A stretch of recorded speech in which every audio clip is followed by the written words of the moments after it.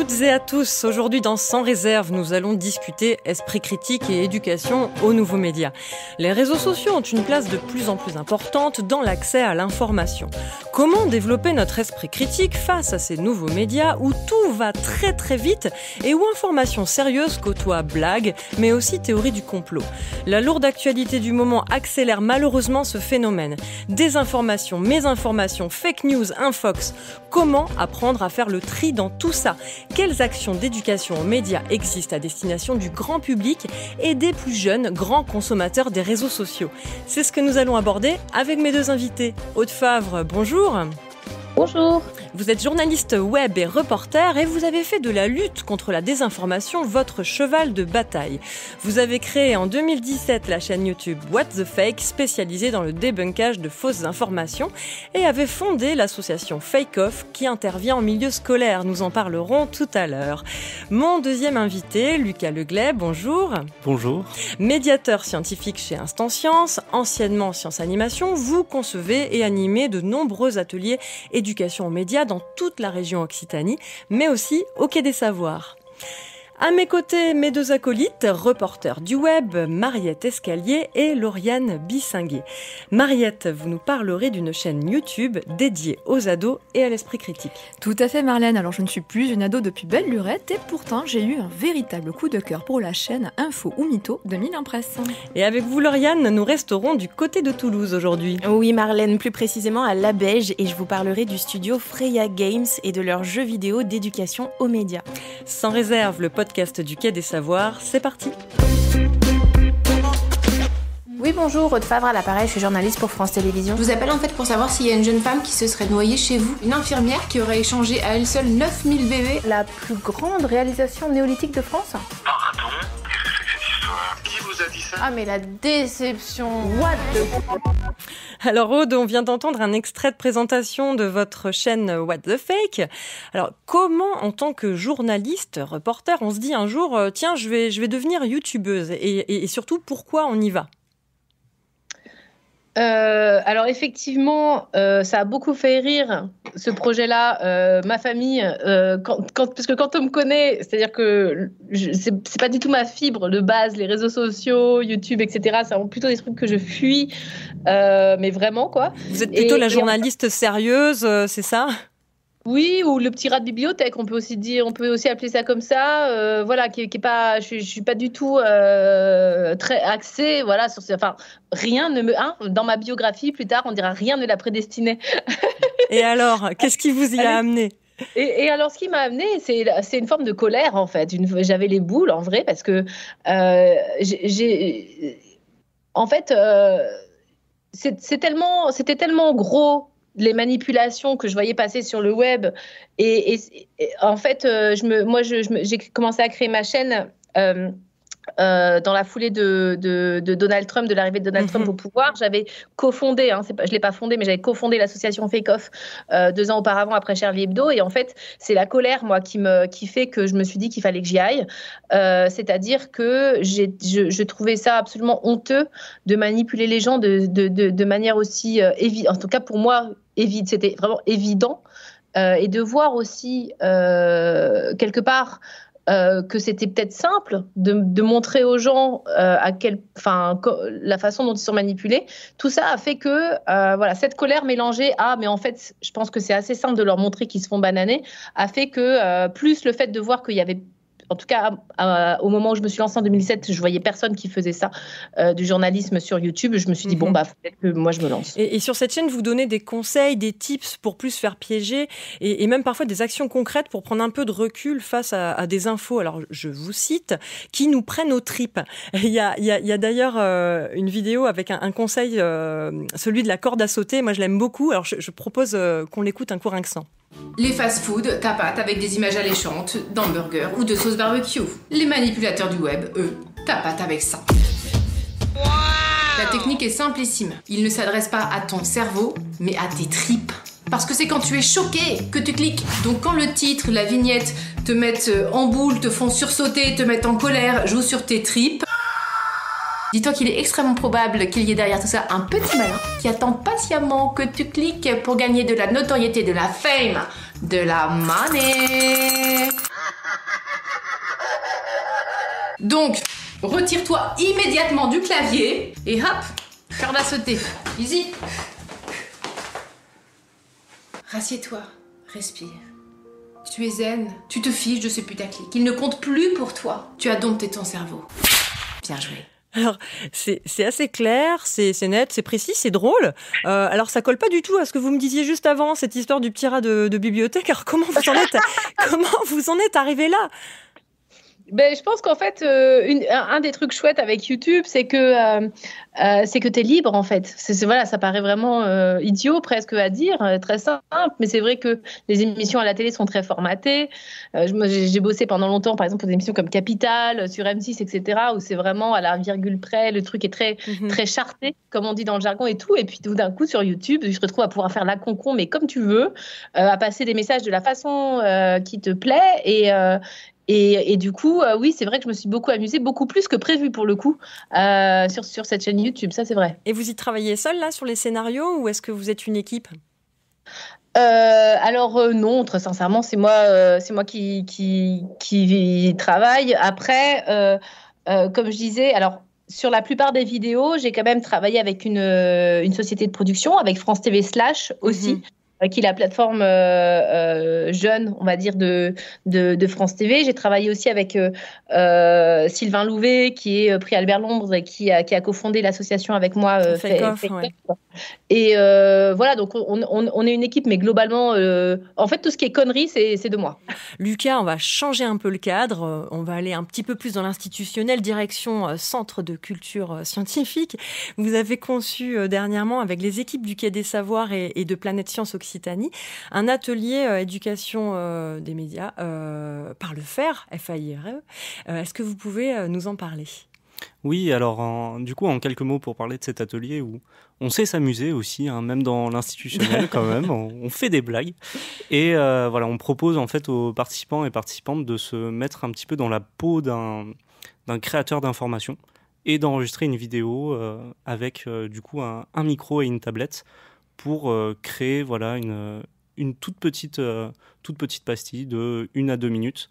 Et donc ça va être vraiment l'idée d'enseigner et d'approcher par le faire, comme vous venez de dire. Ça dure combien de temps ? Nos ateliers sont sous un format de 2 heures. Donc sous 2 heures, ils doivent produire des contenus ? Exactement, et en plus de produire, ils doivent en analyser, puisqu'on on nourrit leur création avec un espèce de corpus de documents qui s'étale sur plein de médias différents. Donc ils sont quand même dans une démarche journalistique à devoir trier des contenus et ensuite à devoir rendre des comptes selon le rôle qu'ils jouent, c'est ça ? Exactement, en fait à dessein on leur a donné un petit peu trop de documents à traiter, donc ils n'ont pas le temps de faire tout. D'accord. Et il va falloir qu'ils fassent des choix en fonction du rôle qu'on leur a attribué. Donc on va avoir des rôles très variés, ça peut aller de youtubeur à journaliste scientifique, en passant par influenceur ou influenceuse. Et donc ça leur permet de voir que suivant qui on est, on ne va pas traiter ni diffuser l'information de la même manière. Et du coup, là, vous êtes sur un public scolaire, donc plutôt public jeune. Aude, dans What the Fake, on a quand même bien entendu le ton, l'énergie, les codes, etc. Il me semble que vous vous adressez plutôt aux jeunes. C'était quoi votre public cible à la base ? Quand vous vous êtes dit « je suis en colère, je veux aller sur YouTube, je veux travailler à sensibiliser les gens », vous étiez clairement sur un public cible jeune ou pas ? Très sincèrement, en fait, c'est d'ailleurs ce qui me manque encore aujourd'hui, c'est-à-dire qu'il y a toute une dimension un peu marketing quand on va sur YouTube, qu'il faut un peu bosser. Et alors là, je ne l'avais pas, mais du tout. D'ailleurs, je ne sais toujours pas si je l'ai, mais je pense que de base, l'idée, effectivement, était de m'adresser aux jeunes, qui sont des gens auxquels je m'identifie peut-être un peu plus que la tranche vraiment un peu plus âgée. Mais j'avais pas comme ça, j'ai jamais réfléchi vraiment, parce que je trouve que vous savez, en fait, c'est vrai qu'on se retrouve à être beaucoup d'acteurs à cibler les jeunes, mais est-ce que c'est vraiment les jeunes le problème ? C'est aussi une vraie question. Oui, c'est vrai. Et d'ailleurs, par contre, on parle des jeunes là. Donc du coup, Lucas, on est plutôt sur du moins de 15 ans avec vos ateliers scolaires. Au-delà, du coup, quand vous dites les jeunes, ça me parle plus, on est plutôt peut-être sur du 15-35, c'est ça, j'imagine ? Alors non, oui, la chaîne YouTube, globalement, la moyenne, c'est entre 22 et 35 ans, je crois. La dernière fois que j'avais regardé, c'était vraiment ce genre de... voilà, donc c'est vraiment les gens qui approchent la trentaine, globalement. C'est là, un peu vous parlez de votre communauté ou vous parlez de YouTube en général ? Ouais, vraiment votre communauté. Non, attends, c'est pas communauté. de la communauté que j'ai sur YouTube. D'accord. Et d'ailleurs, avec cette communauté, vous avez monté un projet assez innovant, il me semble l'année dernière ou en 2020 peut-être. La What the Fake Academy, vous pouvez nous en dire 2 mots ? Oui, en fait, moi j'aime bien, vous savez, lancer dans des projets pas croyables et puis après, on verra bien ce qui est arrivé. Donc en fait, effectivement, pendant le premier confinement, il y avait une telle désinformation, c'était une folie et donc une grosse demande de la communauté de faire quelque chose et quelque part, j'avais envie peut-être d'évoluer aussi vers autre chose et j'ai proposé aux gens de faire des lives avec moi donc j'ai fait des lives pour retrouver la communauté, qui était d'ailleurs la première fois vraiment que je la retrouvais vraiment. Et on enquêtait ensemble quelque part, un peu le tout venant, voilà. Et il y a beaucoup de gens qui se sont pris au jeu. Et on a fini par créer une vraie rédac citoyenne. On est plus de 1500 sur Discord. Tous ceux qui nous écoutent sont les bienvenus. L'idée, c'est d'enquêter avec moi. Et donc, l'idée, pour moi, c'est vraiment hyper stimulant parce que je me retrouve à enquêter à la fois avec des gens qui n'ont jamais, des jardiniers, des cuisiniers, des plombiers, qui veulent essayer de faire du fact-checking avec moi, etc. Et à la fois aussi avec des gens qui sont hyper, hyper bons dans certains domaines, type des juristes très calés, des geeks qui sont vraiment hyper bons dans l'investigation en ligne, etc. Et tout ce joyeux mélange des Suisses, des Canadiens, on a vraiment des gens de partout. Et ça donne franchement une rédaction. Je suis hyper contente. C'était pour moi la meilleure idée de ma dernière décennie, de créer cette rédaction. Et donc, on devrait normalement prochainement avec Arte produire nos premières enquêtes. Affaire à suivre donc. Et donc, toute cette communauté, on est bien d'accord, c'est une communauté que vous avez mobilisée via votre chaîne YouTube. Oui, exactement. En fait, à la base, tout se passait sur ma chaîne YouTube en disant venez enquêter avec moi. Parce que de toute façon, c'est le confinement, on s'ennuie et puis il y a plein de boulot avec plein de fake news. Et tout cette espèce de joyeuse énergie s'est transformé en quelque chose d'hyper concret et qui est vraiment chouette, quoi. Et je remercie vraiment tous ceux qui participent à cette rédac et qui donnent du temps, des compétences qui sont franchement incroyables, quoi. C'est super. Ouais, donc aujourd'hui, nombreux sont les amateurs, les professionnels, les passionnés qui s'investissent finalement dans la lutte contre la désinformation sur YouTube. Il y a des journalistes comme vous aussi, Aude, il y a des vidéastes scientifiques, mais il y a même des illusionnistes. C'est ce que nous allons voir avec Mariette, qui va nous parler de la chaîne Info ou Mytho.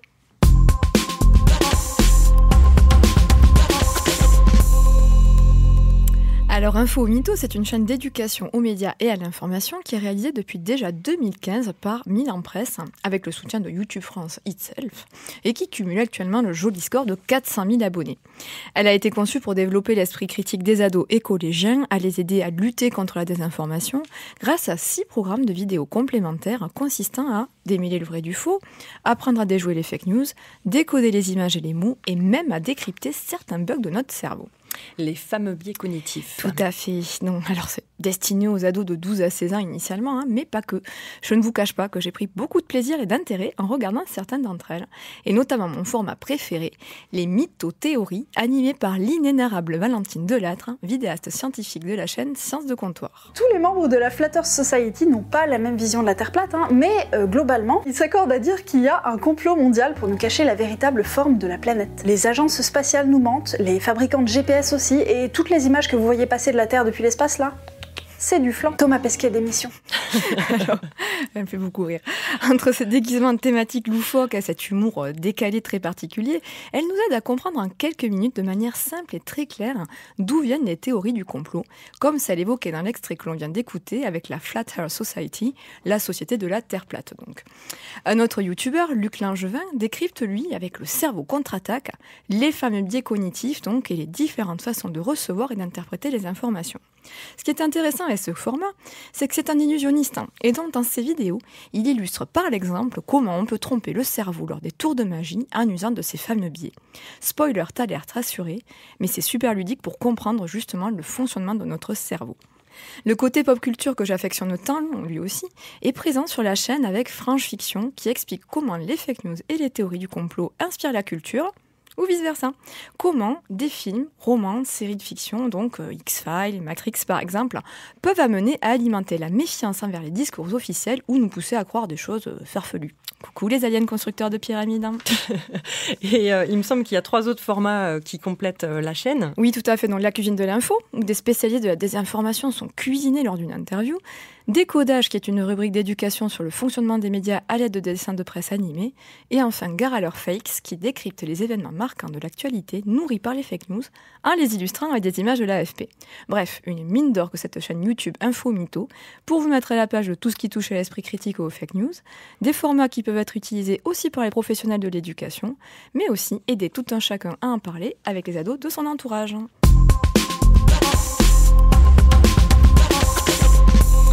Merci Mariette. Donc on vient encore de parler d'une proposition à destination des jeunes. Mariette parlait des 12-16 ans, il me semble.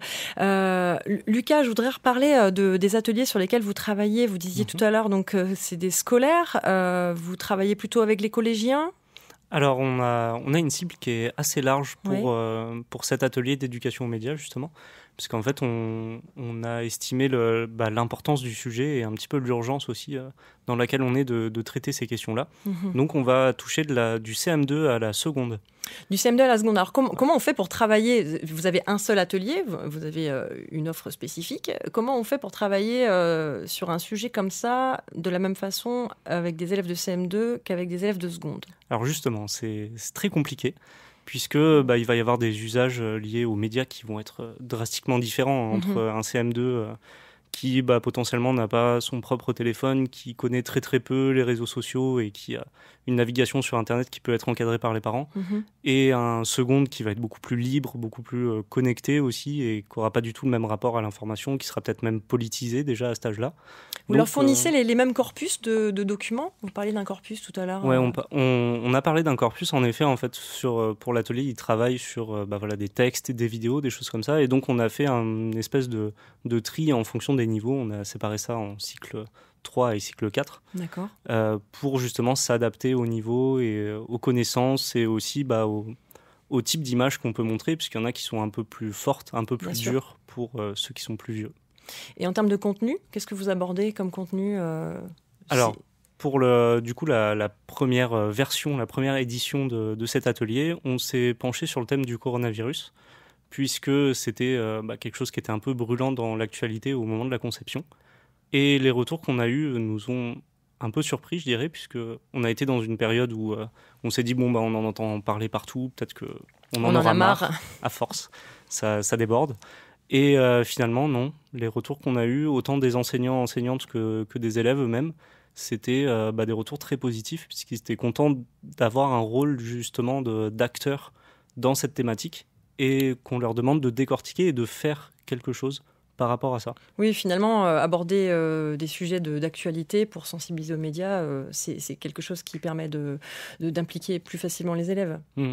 Mais c'est un risque à prendre aussi, puisque quand on touche à des sujets qui sont dans la vie réelle et qui peuvent être sujets à polémique, quelquefois on peut du coup se retrouver à faire de la médiation, mais pas dans le cadre de l'atelier, mais plutôt de la médiation sur le sujet qu'on traite.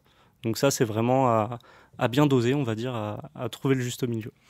Est-ce que c'est des choses que vous rencontrez, Aude, dans le cadre des ateliers scolaires que vous proposez avec Fake Off ? Un petit mot d'ailleurs sur Fake Off pour commencer, qui est une association qui regroupe une trentaine de journalistes, il me semble. Oui, là, on approche la soixantaine, là, maintenant. Il faut qu'on mette à jour le site internet. Ah oui.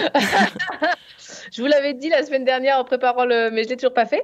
Mais oui, non. En fait, Fake Off est une association qui a été cofondée par plusieurs journalistes dont j'ai fait partie. Il y avait notamment aussi Sylvain Louvet, donc, parmi les cofondateurs, qui est un ami de longue date avec qui je travaille beaucoup. Et en fait, avec qui j'ai réalisé d'ailleurs un reportage sur l'argent, aussi le business Fake de la News, désinformation. La Machine Afrique, un documentaire que je recommande à nos auditeurs qui était en complément d'enquête, c'est bien ça ? Oui, c'est ça. Et qui est toujours en ligne. Libre en ligne, ouais, tout à fait. Et en fait, fait, elle est née après les attentats de Charlie parce que on a en fait beaucoup de personnes qui ont confondé l'association étaient touchées par cet attentat et notamment moi et Sylvain aussi parce qu'on était en fait en train de commencer à travailler dans une agence qui était voisine de Charlie et en fait très rapidement on a vu des théories du complot hallucinantes qui étaient sur nos propres amis, c'est-à-dire les gens de la rédaction qui avaient filmé les gouachis qui sortaient, etc. Et alors, la rédaction se retrouvait complice de je sais pas quoi, du gouvernement, etc. On était au courant de ceci, de cela. Enfin, il y avait des choses hallucinantes qui circulaient sur la rédac. Et c'est là qu'on avait découvert cette espèce d'univers de paranoïa et de complot complètement dingue qu'on n'avait pas du tout anticipé.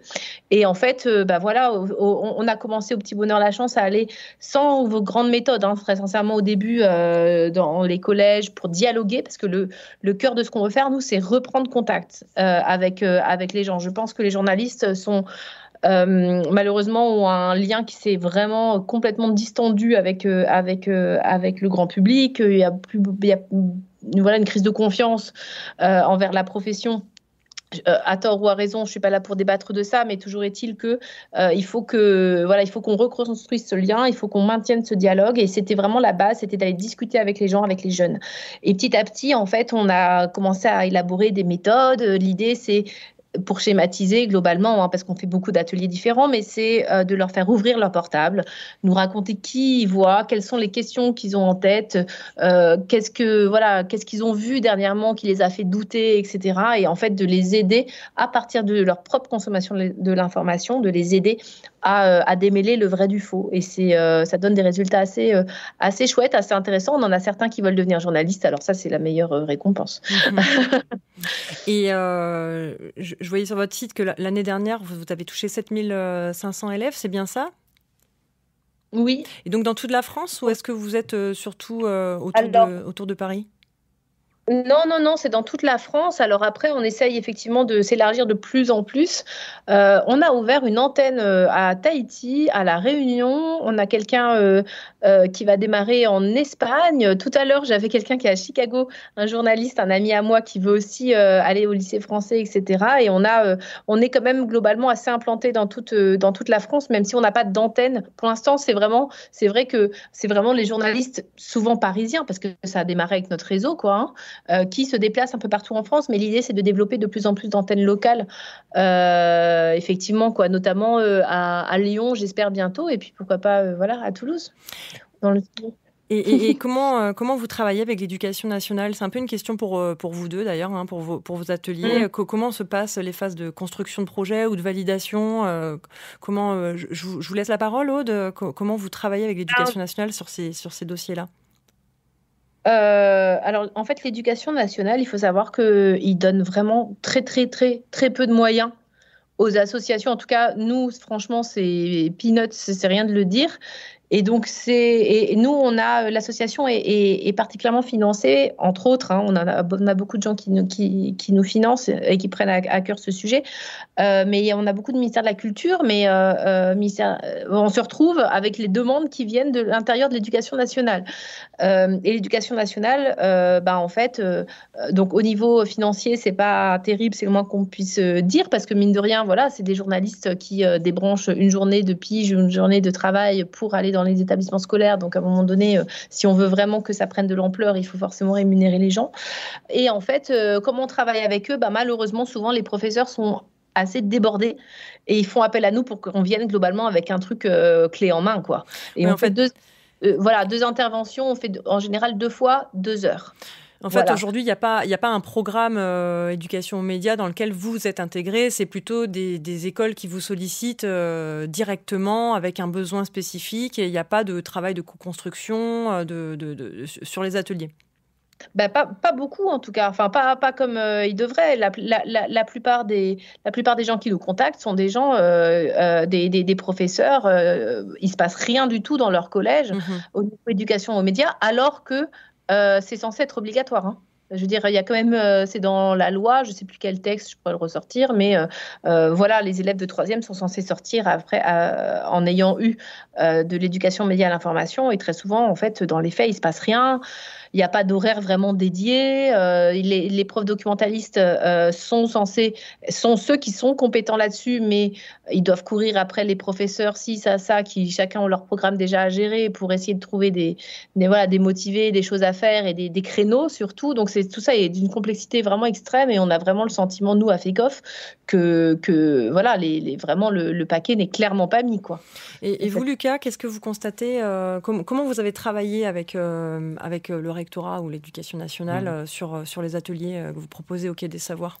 Alors justement, les ateliers qu'on conçoit dans le cadre du plateau créatif, donc le lieu où on va animer au Quai des Savoirs, ça se fait toujours avec un retour du rectorat sur l'atelier qu'on va proposer.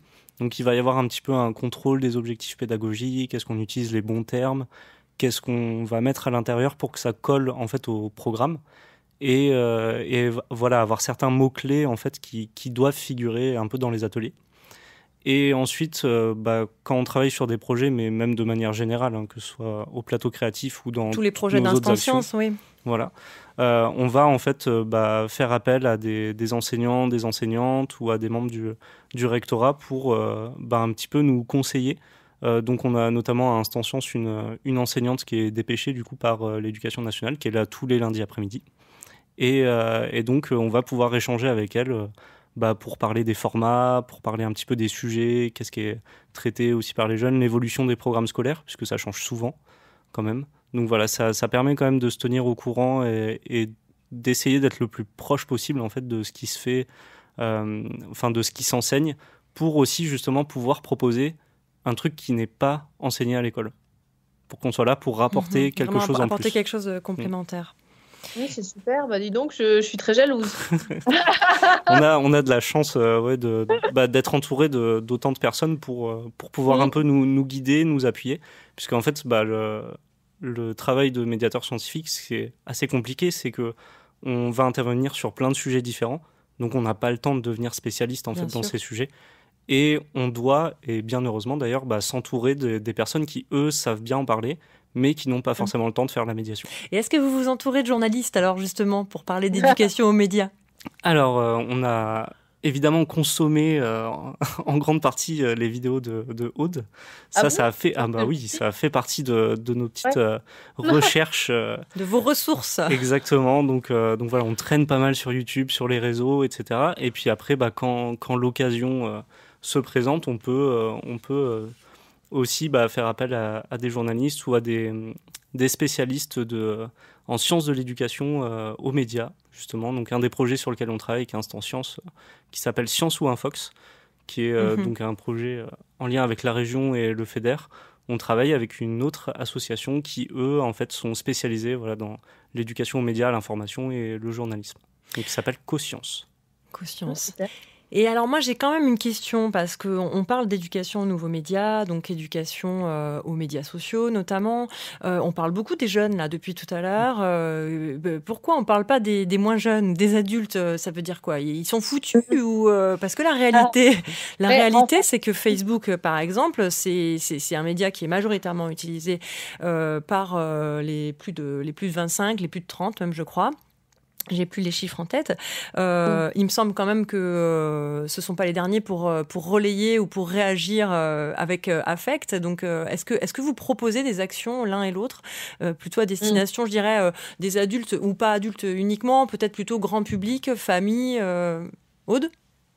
Oui, moi je suis sollicitée de temps en temps et à l'association aussi, mais c'est vrai que c'est un public. En fait, très souvent, quand on est sollicité, les gens qui viennent sont des gens qui sont un peu acquis à la cause, quoi. Déjà, un peu, quoi. Ouais. Je me suis retrouvée parfois avec deux ou trois personnes qui me challengeaient un peu, et c'était génial d'ailleurs sur les fake news, etc. Mais c'est très dur, en fait. C'est pour ça d'ailleurs que moi j'avais utilisé YouTube à la base. C'est très dur de capter un auditoire qui, à la base, serait plutôt sensible aux théories conspirationnistes, etc. Parce que c'est plutôt ça que je vise. C'est pour ça d'ailleurs que j'ai créé cette rédaction citoyenne là maintenant. Et en fait, pourquoi les jeunes? Parce qu'il y a aussi un truc entre guillemets de facilité. Je sais pas si c'est le bon mot, mais en tout cas au collège ils sont tous là, quoi. Oui. Il n'y a pas un collège des personnes âgées, quoi, ou des personnes, ou des quarantenaires, ou des cinquantenaires. Et donc, en fait, c'est des gens qui sont, je pense, assez difficiles à capter. Et c'est vrai que souvent, on s'est posé la question comment capter les gens qui, en fait, en vrai, nous chercheraient pas, quoi, qui n'auraient même pas envie voilà, comment se réconcilier avec des gens qui quelque part nous aiment pas trop, quoi. Comment on va les chercher? C'est un vrai enjeu, une vraie question, et je me la pose toujours, quoi. Mais oui, en tout cas, on propose des actions.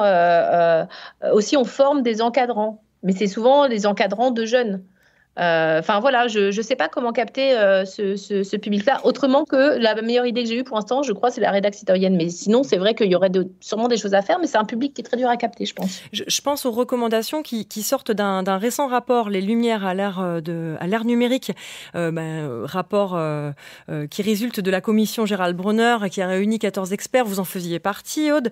Donc j'invite les auditeurs à aller feuilleter ce rapport de grande qualité qui est accessible sur le net. Il est sorti en janvier 2022. L'idée, c'était de faire un état des lieux sur l'impact d'Internet sur nos vies de citoyens, mais aussi de formuler des recommandations, entre autres dans les champs de l'éducation aux médias. Alors, pas que, mais je focalise sur l'éducation aux médias. Et une des recommandations, justement, qui ressort, c'est de développer des actions dans les médiathèques et dans les bibliothèques qui sont considérées par 63% des Français comme étant le premier lieu des ressources numériques. Et donc, justement, je voulais vous demander, est-ce que vous menez déjà des actions en ce sens, Lucas? Est-ce qu'il y a des actions menées en bibliothèque? Oui. Oui, alors pour le coup, donc Instant Science, il y a 4 ans maintenant, je crois. C'était en 2018. Donc il y a eu la création d'un escape game qui s'appelle Panique dans la bibliothèque. Le format escape game a explosé dans la médiation ces dernières années. Enfin, tout ce qui est ludique, de toute manière, on se rend compte qu'on peut apprendre en jouant. C'est exceptionnel.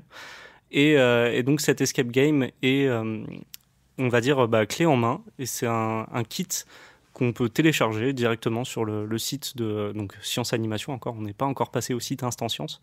Mais en gros, on a tout le matériel disponible pour pouvoir installer un escape game dans une médiathèque et donc toucher des publics en dehors des publics scolaires qui sont captifs. Là, on peut travailler aussi avec les parents ou même avec des jeunes qui passeraient par là et qui auraient envie de faire l'escape game. Donc il existe des choses, mais à vous entendre, il y a encore beaucoup de travail. Bon, ce qui laisse quand même des perspectives, c'est plutôt intéressant. Je vous remercie tous les deux. Nous l'avons donc vu, il existe plein de façons de se former à l'esprit critique face aux médias sociaux. Et certains se sont même essayés aux jeux vidéo, et c'est ce que va nous raconter Lauriane dans son Zoom sur Écosciences. Et oui, Marlène, Lucas l'a dit tout à l'heure, on peut s'amuser en apprenant. Et vous commencez à connaître ma passion pour les jeux vidéo. Il y a quelques temps, j'ai découvert des actions menées par Freya Games. Freya Games, c'est un studio local qui est basé juste à côté de Toulouse et qui développe des jeux vidéo éthiques et solidaires à destination des collectivités, des entreprises et des associations. Il crée des serious games, donc jeux sérieux, pour sensibiliser les jeunes, mais aussi les moins jeunes, aux divers enjeux liés à l'éducation aux médias et à l'inclusion numérique. L'équipe a une réelle volonté de donner du sens à leur production et ça me parle. Du coup, j'ai testé 2 de leurs jeux en commençant par Agent 001. Il est destiné aux 8-11 ans et le but, c'est de répondre à des questions sur la protection des données et de la vie privée sur Internet. Ce jeu, c'est le premier opus de la collection Impact qui s'est depuis agrandi et qui touche à plusieurs sujets comme les fake news, les stéréotypes ou l'esprit critique. Et d'ailleurs, en parlant d'esprit critique, face à la vague de désinformation qu'on constate aujourd'hui, Freya a fait de l'esprit critique son cheval de bataille. En 2021, le studio a remporté un appel à projet du ministère de la Culture avec le jeu Permis de penser, qui est en quelque sorte une suite d'Agent 001. Le but ici, c'est de faire réagir les joueurs à des affirmations sur différents thèmes liés à l'esprit critique, comme par exemple « la foudre peut frapper 2 fois au même endroit » ou « faire craquer ses doigts provoque de l'arthrite » ou encore « Michael Jackson est encore vivant ». Et il faut ensuite qu'ils disent s'ils croient ou non à ces affirmations ou si c'est prouvé scientifiquement ou pas du tout. Pour moi, c'est un outil outil qui est super intéressant pour aider à déconstruire les idées reçues et apprendre à se forger ses propres opinions. Et l'équipe de Freya Games est, je crois, allée encore plus loin dans la démarche de sensibilisation. Et oui, en fait, la création du jeu Permis de penser, ça a été l'élément déclencheur de la première édition du REC, les rencontres de l'esprit critique, en septembre 2021. Alors, le REC, c'est un festival d'éducation populaire avec une programmation d'animation pensée pour toute la famille, pour tous les âges, pour toutes et pour tous. L'événement a rassemblé plein d'acteurs scientifiques, il y avait des vulgarisateurs, des chercheurs, des youtubeurs scientifiques, et ça a été l'occasion de faire vivre au public une expérience à la fois amusante et enrichissante. Bon, à mon grand regret, j'ai pas pu y assister, mais j'attends vraiment la 2e édition du festival. Ça arrive, Lauriane, vous n'aurez pas longtemps à attendre puisque les REC 2022 se tiendront les 22 et 23 avril prochains à la Belge. Rendez-vous donc sur leur site et bien évidemment sur ecosciencesud.fr. Sans réserve, c'est fini pour aujourd'hui. Un grand merci à nos 2 invités, Lucas Leglet et Aude Favre. Pour creuser le sujet, je vous donne rendez-vous au Quai des Savoirs jusqu'au novembre 2022 pour découvrir l'exposition Esprit critique, détrompez-vous, coproduite avec Capscience et le Palais de la Découverte. Nous vous avons, comme d'habitude, partagé des ressources complémentaires sur le site www.quaidessavoirs.fr, rubrique podcast. N'hésitez pas à nous suivre et à en parler autour de vous. Faites du bruit, sans réserve, une émission préparée et présentée par Marlène Stricot avec Mariette Escalier et Lauriane Bissinguet. Merci également à nos partenaires Instant Science et Campus FM où vous pouvez nous écouter à Toulouse le jeudi à 17h. À la prise de son, Laurent Codoul, réalisation Arnaud Maisonneuve, une production Quai des Savoirs. Je vous dis à très vite et surtout, restez curieux.